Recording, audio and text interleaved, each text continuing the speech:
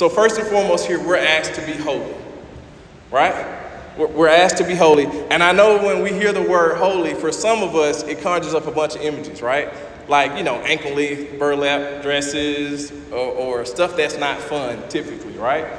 But when he's telling us to be holy, I don't think we should look at it that way. Holiness is not only doing religious things that will drain, is not doing religious things that will drain the joy out of life. Instead, it is following a joyful God who has invited us to join in his joy by imitating his ways.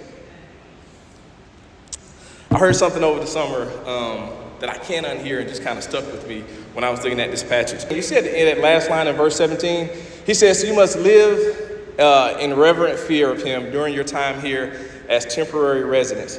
That line there about reverent fear is an interesting thing to me because there was this line I heard over the summer, and I was like, man, I lived a bunch of years like that. Here's the line I heard. It says, "As a Christian, I love Jesus, but I didn't fear God." As he's calling them and saying, hey, you got to watch how you live. You got to watch how you act. You got to watch what you do. I realized I love Jesus because Jesus forgives me. Jesus gives me grace. Jesus does all of that stuff. But I didn't fear God because I did what I wanted to do. I lived how I wanted to live.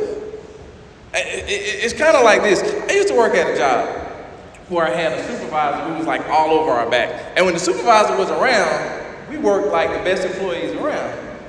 But when the supervisor wasn't there, we might have slacked off a little bit. Might not have been working our best, right? But because I had a respect for that supervisor or the fact that they could fire me, I worked a certain way when they were in front of me. Well, if we really have respect for God and recognize that God sees everything we do, not only is God able to help us, but he sees all the deeds, the actions, the thoughts. And so it matters how we act. It matters how we show up.